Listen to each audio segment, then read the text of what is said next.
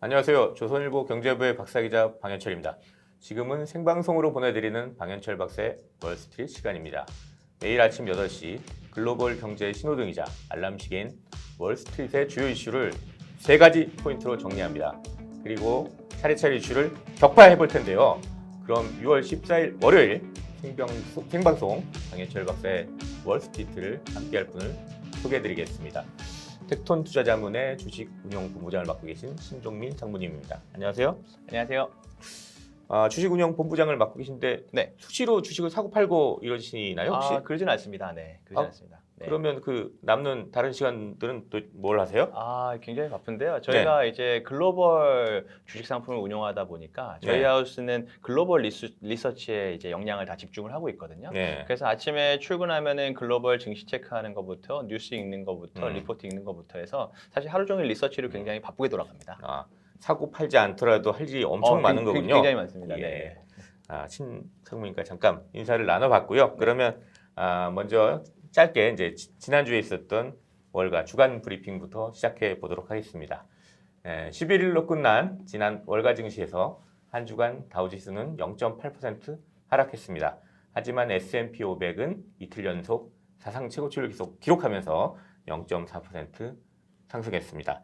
나스닥은 테크주에 대한 관심이 다시 늘어나면서 1.8% 올랐습니다. 그리고 미국 재무부에 따르면 미국 10년 만기 국채금리는 연 1.47%로 한 주간 0.09%포인트 떨어졌습니다. 자, 이렇게 해서 좀 간단하게 오늘 지난주 월가 브리핑을 마치도록 하겠습니다.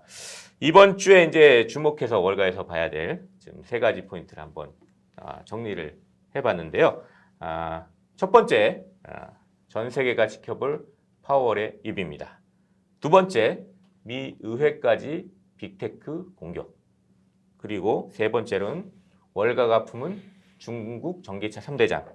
이렇게 3가지로 한번 이번 주 월가의 포인트를 한번 잡아왔습니다. 먼저 첫 번째, 전 세계가 지켜볼 파월의 입. 이거부터 한번 시작을 해보겠습니다.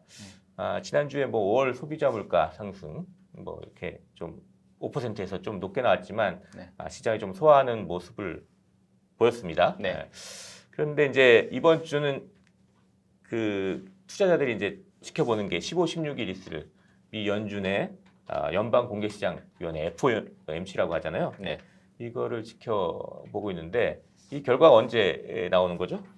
이제 아마 16일 날 FOMC가 끝나니까 네. 그날 바로 저희 나올 걸로 보고 있습니다. 네. 주로 어떤 게 그러니까 그날 이제 파월 의장이 이제 기자회견을 하게 되죠. 네. 그러니까 직접 그 파월 의장의 입으로 이제 그 경제 상황에 대한 평가 그리고 앞으로 어떤 걸 통화 정책을 어떻게 하겠냐 이걸 얘기하게 되니까 전 세계가 이제 파월의 이제 입을 주목할 수밖에 없겠습니다. 예. 크게 이제 지금 주목하는 게 이제 2가지인데 사실 첫 번째는 이제 그 연준의 자산 매입, 그러니까 매달 1,200달러씩, 1,200억 달러씩 지금 연준이 국채랑 부동산 관련 채권을 사면서 돈을 풀고 있는데 요거를 축소하는 테이퍼링, 요거에 대해서 어떻게 얘기할까? 그리고 두 번째는 이제 성장과 물가 전망, 요거 어떻게 바꿀까? 이게 2가지 이제 투자자들의 관심이 지금 모아져 있는 것 같아요. 그 테이퍼링은 주로 어떤 얘기가 나올 것 같아요? 테이퍼링을 일단 이해를 하셔야 되는 게 그 유동성을 이제 확대했던 부분을 여전히 확대하지만 규모를 줄이는 거지 이게 어느 순간에 막 긴축으로 가거나 그런 부분들은 아니거든요. 그리고 이게 파월 의장이 어느 날 갑자기 전격적으로 오늘부터 시작해 이런 게 아니라 이미 여러 가지 파월 의장의 FOMC 의원들을 통해 가지고 사실 언론과 이미 소통을 하고 있습니다. 그렇기 때문에 사실은 테이퍼링은 계속해서 어떻게 보면 속도 조절, 시기를 조절하고 규모를 조절하게 될 텐데 2013년에 테이퍼링이라는 걸 처음 언급을 하고 하고 나서 네. 실제 시행은 2014년이 되어서 시행이 되었거든요. 네, 번행기 때 얘기죠. 예, 맞습니다. 예. 그렇기 때문에 아마 그 기간은 여전히 좀 조절이 될 거라고 생각을 하고요. 중요한 거는 지난주에 이제 CPI 소비자 물가가 발표되고 나서 네. 미국 10년물 이제 국고채 금리가 굉장히 많이 하락을 했습니다. 또 최근에 어떤 이게 우리가 계속 얘기를 했던 고용 부분도 물론 좋아지고는 있지만 시장의 기대치 대비는 좀 못한 부분을 가지고 있기 때문에 전격적으로 테이퍼링을 해서 뭔가 금리를 올리겠다는 시그널을 줄 가능성은 이번엔 높지는 않다 이렇게 보고 있는 것 같습니다. 실제로 저기 로이터 통신이 이제 조사를 했어요. 4월 10일 해가지고 4일 10일 해가지고 네. 한 100명 이상의 이코노미스트들 조사를 했는데 테이퍼링 발표 네. 시기는 일단 60%가 3분기, 그러니까 7월에서 9월, 지금 6월은 아니다. 네. 7월에서 9월에서 나올 것으로 봤고 나머지 이제 40%가 이제 4분기, 그러니까 당장 이번 주에 있을 FOMC에서 뭔 발표를 하진 않을 거다 이렇게 내다보고 있는 것 같아요. 그러면서 대부분 또 많은 수가 8월 말에 열리는 잭슨홀 네. 컨퍼런스에서 테이퍼링이 발표될 것이다 이렇게 보고 있었어요. 그러니까 네. 조금 주목은 되지만 당장 뭘 어떻게 하겠다 뭐 이런 걸 발표하지는 않을 것 같아요. 맞습니다. 그리고 실제로 제가 아까 그 버냉키 시절에 이제 2013년, 네. 14년 말씀을 드렸는데 주가는 2013년에도 오르고 14년에도 올랐거든요. 그러니까 테이퍼링이 발표된다고 해서 단기적으로 어떤 변동성은 생길 수 있지만 사실은 테이퍼링은 결국에는 시행이 될 거고 그 시기의 문제이기 때문에 어떻게 보면 이 자산 가격이나 어떤 주식 시장에 미치는 영향 자체는 조금 다른 여러 가지 요소들이 얽혀 있다 이렇게 생각하고 있습니다. 네. 그리고 그 연준의 발표 중에 아까 이제 네. 첫 번째 테이퍼링이고 네. 나올 만한 얘기가 네. 두 번째는 이제 성장과 물가 네. 요거 전망인데요. 네. 그러니까 이게 뭐 매번 이제 FOMC 회의에서 나오는 건 아니고 네. 3월 지난 3월에 나왔고 이제 6월에 또 나옵니다. 이제 네. 그래서 이제 왜 이게 중요하냐면 성장이 너무 성장세가 세고 연준의 전망이 나오는 거니까 물가 전망도 높이면 네. 연준이 지금 물가 상승이 일시적이라고 그랬는데 연준도 전망을 높였네. 이거 계속 가는 거 아니야? 뭐 이런 게 좀 나올 수 있잖아요. 네네네. 네. 그래서 좀 봐야 된다. 뭐 이런 얘기가 나옵니다. 네, 맞습니다. 네. 일단 지난 3월에 나온 거 제가 숫자를 봤는데 네. 당시 미국 성장률을 연준은 6.5%로 전망하고 올해 그리고 그 에너지 물가, 식품 물가 요걸 제외한 핵심 물가 상승률 이건 2.2%로 올해 전망을 했어요.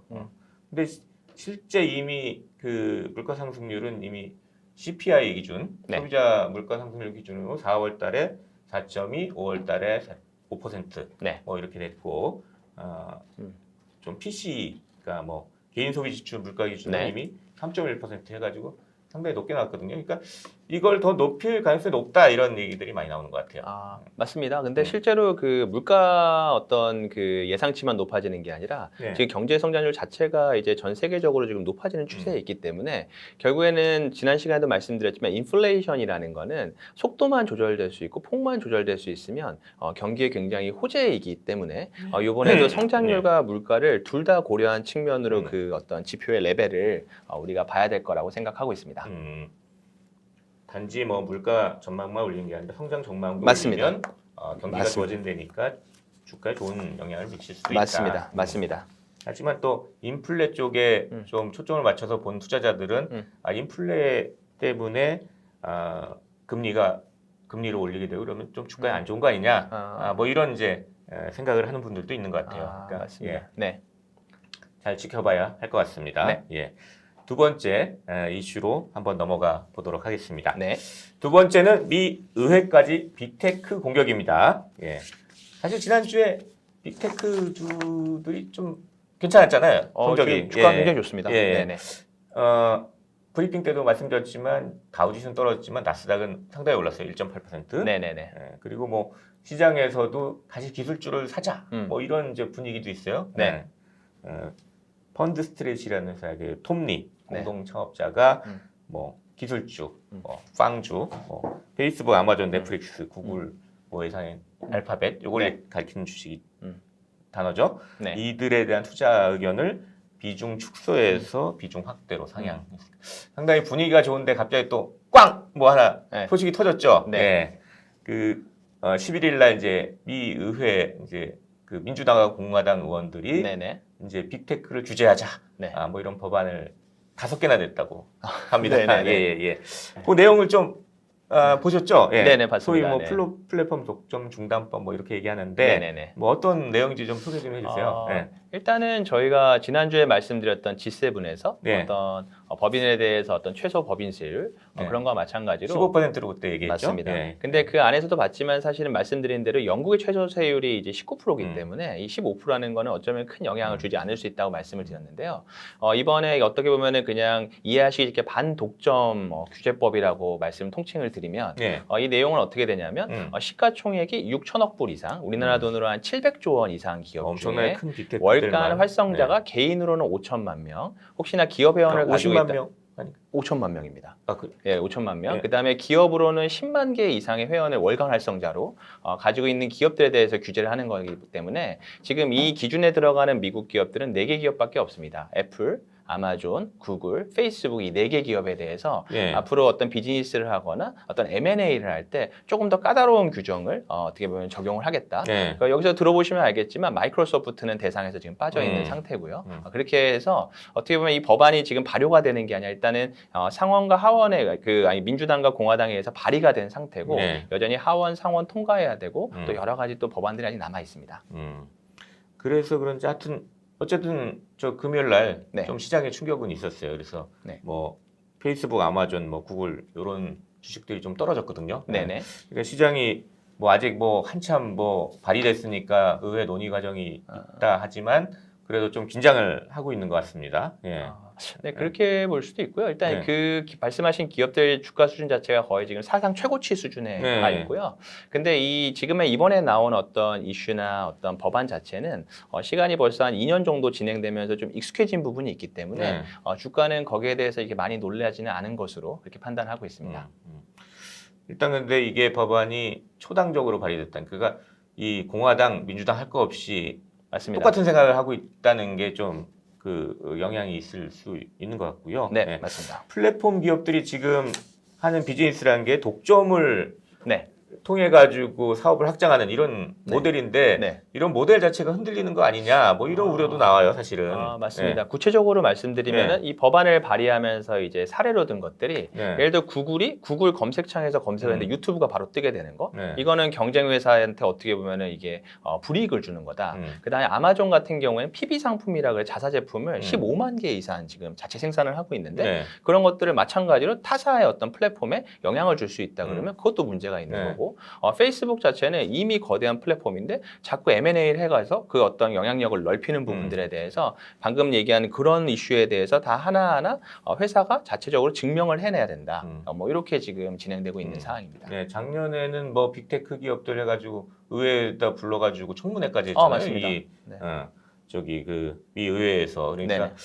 이게 뭐 그냥 쉽게 뭐 좀 넘어갈 이슈는 아닌 것 같아요. 계속 좀 돌아가면서 맞습니다. 어떻게 될까 좀 지켜봐야 될 것 같습니다. 물론 이제 재계는 미국 재계는 상당히 반대하고 있어요. 이거.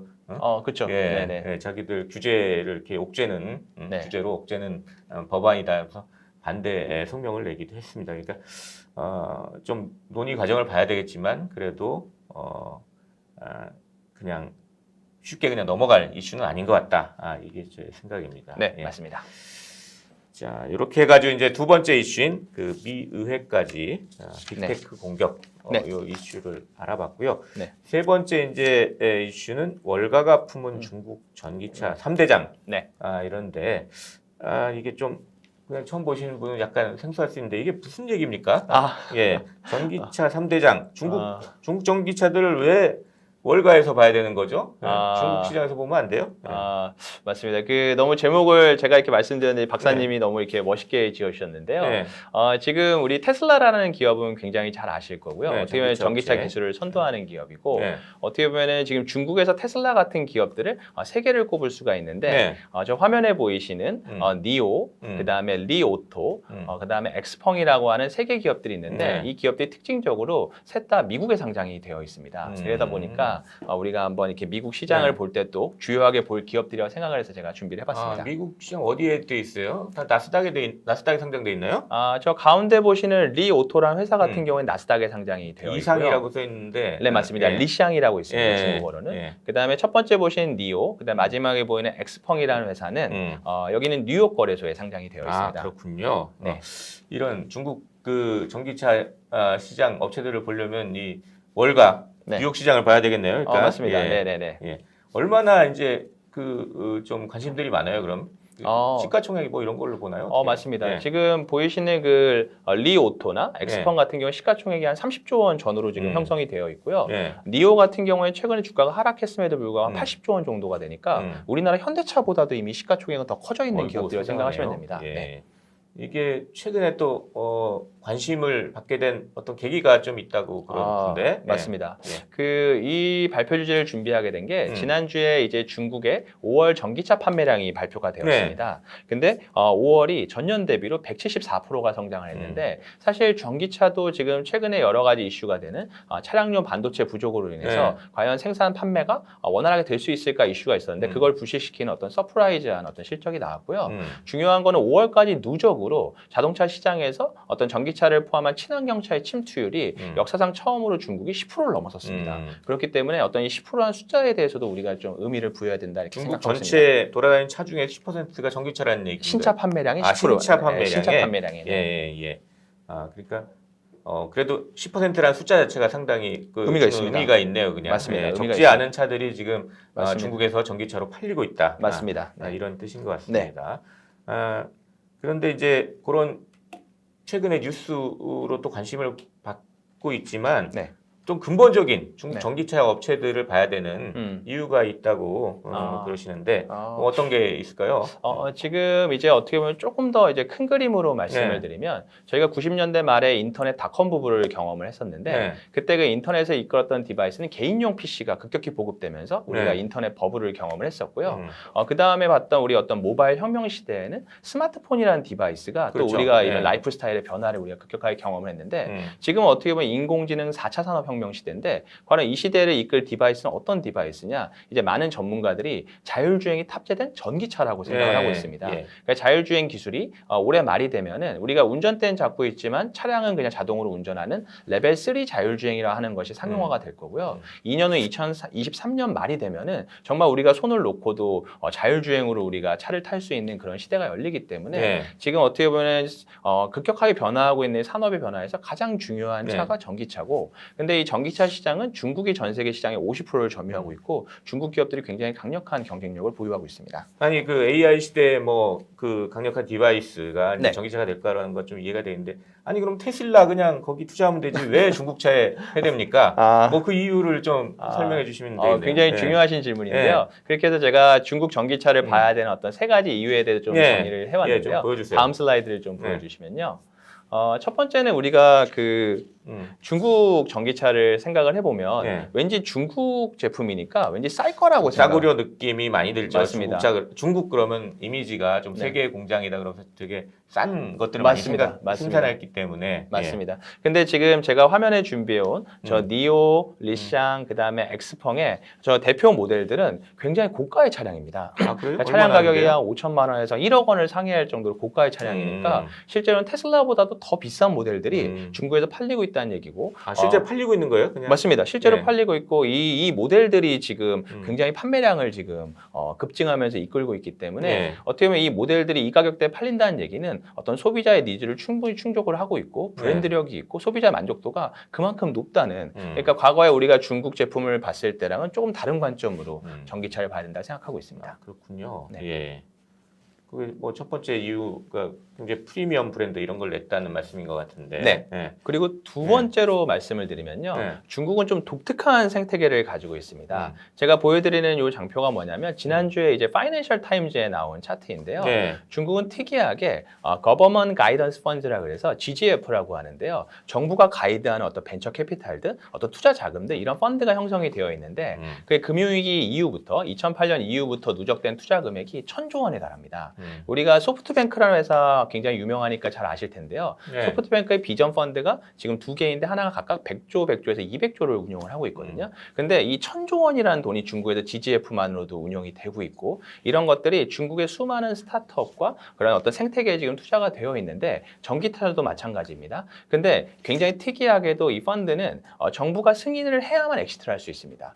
벤처 캐피탈이 빠져나오려고 하더라도 정부의 승인을 거쳐야 될 정도로 그래서 이런 것들이 다 투자가 되어 있습니다. 중국 정부 돈이 전기차에도 들어가 있다는 얘기인가요? 맞습니다. 니오도 초기에 이 GGF의 펀드를 받아서 이제 비즈니스가 시작이 되었고요. 네.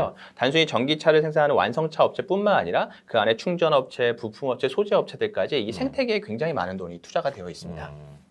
그러니까 결국 그 중국의 전기차 어떤 산업에 네. 자금이 풍부하다, 맞습니다. 뭐 자본력이 풍부하다 이런 말씀을 맞습니다. 하신 거 그리고 같네요. 또 하나 말씀을 드리면은 아까 니오, 리샹, 그다음에 엑스펑 이 회사들은 니오는 텐센트가 주요 주주로 참여가 되어 있고요. 네. 리오토 같은 경우에는 메이투안이라는 또 대기업이 참여가 되어 있고요. 엑스펑 같은 경우에는 알리바바가 또 주요 주주 참여가 되어 있습니다. 네. 그러니까 정부의 이런 펀드들뿐만 아니라 중국의 빅테크 기업이라고 할 수 있는 대기업의 자금들이 이런 스타트업이나 어떤 밸류 체인에 흘러들면서 굉장히 강력한 생태계를 구축하고 있다고 저희 생각을 하고 있습니다.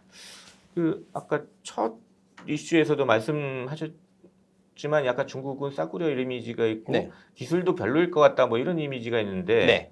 뭐 세 번째 뭐 이유는 어떤 걸 맞습니다. 주실 거예요? 근데 이 방금 말씀하신 그 부분에 대한 건데요. 지금 전기차의 어떤 신기술을 중국이 어떤 주도하는 부분들이 많이 생겨나고 있다는 게 굉장히 네. 무서운 점인데요. 저 왼쪽 위에 보이시는 저 사진이 배터리 수압 시스템이라 그래서 이 니오가 이번에 발표한 시스템인데 네. 배터리를 충전하는 게 아니라 저 스테이션에 들어가면은 밑에서 이렇게 우리가 무슨 아이언맨의 그 수트를 입듯이 모든 것이 막 분리가 되면서 배터리가 교체되는 시스템이고요. 네. 또 막 그 저렇게 충전차가 돌아다니면 충전을 해주기도 하고요. 네. 그다음에 자율주행 기술이 이미 굉장히 많이 보급돼서 로보택시들이 지금 상용화가 이미 중국에 네. 되어 있고요. 그런 어떤 로보택시나 자율주행이나 그다음에 차량 공유 전용 차들도 생산될 정도로 지금 어떻게 보면 전기차의 신기술들이 중국에서 굉장히 많이 등장을 하고 있다. 이렇게 보시면 될 것 같습니다. 그러니까 일반 투자자들은 저기 전기차 투자한다 그러면 미국의 테슬라만 지금 다들 관심이 맞습니다. 있는데 맞습니다. 중국 그 3대장이라 불리는 중국 전기차 업체들, 네. 대형 업체들도 관심을 가져볼 만하다. 맞습니다. 그런 말씀을 하시는데 그걸 투자하려면 근데 중국 시장을 보는 것도 가능하지만 네. 이게 다 지금 다 월가야 미국 시장에 지금 다 상장돼 있다는 거잖아요. 그러니까 네, 예. 맞습니다. 정리해서 말씀드리면은 음. 지금 전기차 시장은 지금 어떤 산업의 흐름에 있어서 가장 중요한 산업 중에 하나고 네. 테슬라가 굉장히 잘하고 기술을 주도하고 있지만 중국의 어떤 전기차 지금 생태계가 브랜드력 또 자금력, 그리고 또 기술력을 통해서 이미 테슬라를 위협하는 수준까지도 어쩌면 성장해 있다. 그렇기 네. 때문에 우리가 이 산업의 어떤 경쟁 구도를 잘 봐야 된다. 이렇게 생각을 하고 있습니다. 자, 이렇게 해서 우리 신 본부장한테 이제 중국 전기차 업체를 월가를 통해 가지고 월스트리트를 통해 가지고 투자할 수 있는 뭐 그런 얘기들을 한번 들어봤습니다. 네. 이제 이렇게 해 가지고 이제 월스트리트 세 가지 포인트 이제 한 줄 평으로 좀 정리해 볼 시간인데요. 한번 한 줄 평으로 요약을 해 보도록 하겠습니다. 첫 번째, 이번 주 글로벌 투자자들은 제롬 파월 미 연준 의장의 입을 주목하고 있습니다. 연방공개시장위원회가 끝난 뒤에 기자회견이 예정돼 있기 때문입니다. 과연 자산 매입 축소, 즉 테이퍼링과 관련해서 어떤 얘기를 할지, 미국 성장과 물가 전망을 얼마나 바꿀지 이런 것들이 포인트입니다. 미 연준은 시장에 헷갈리지 않는 신호를 주기를 기대합니다. 둘째, 빅테크 기업들에 대해 미국 의회에서 초당적인 독점 규제 움직임까지 나오고 있습니다. 경쟁을 없애고 독점을 통해 성장하는 게 페이스북, 아마존, 구글 등의 성공 전략입니다. 그런데 자꾸 태클이 들어오니 투자자들의 마음은 심란합니다. 미국 의회와 바이든 정부의 규제 움직임에 촉각을 세울 필요가 있습니다. 셋째, 중국 전기차 3대 기업에 투자하려면 미국 월가에 문을 두드리는 게 나아 보입니다. 미중 갈등 와중에도 중국 대형 전기차 기업들은 미국에 상장을 해놨습니다. 성장의 과실을 나눌 수만 있다면 그 장소가 어디인지는 중요하지 않아 보입니다. 글로벌 전기차 투자자들이 모이는 월가를 주목하십시오. 자, 오늘 박현철 박사의 월스트리트 네. 어떠셨습니까? 역시나 또 박사님이 또 좋은 주제들을 주셔가지고 저도 같이 준비하면서 굉장히 많은 도움이 되었고요. 네. 이제 세 번째 방송인데 이렇게 방송을 뵙게 돼서 늘 반갑고 조금은 방송이 좀 익숙해지는 그런 느낌을 갖고 있습니다. 예, 감사합니다. 자, 6월 14일 월요일 생방송 방현철 박사의 월스트리트 벌써 라이브를 마칠 시간이 됐습니다. 함께 해주신 여러분께 감사드립니다. 도움이 되셨다면 구독 버튼 꼭 눌러주시기 바랍니다. 저는 내일 아침 8시에도 월스트리트를 3가지 포인트로 진단하고 이슈를 격파하는 방현철 박사의 월스트리트로 돌아오겠습니다. 지금까지 함께 해주신 텍톤 투자자문의 주식운영 본부장 신종민 상무님 되셨습니다. 감사합니다. 감사합니다.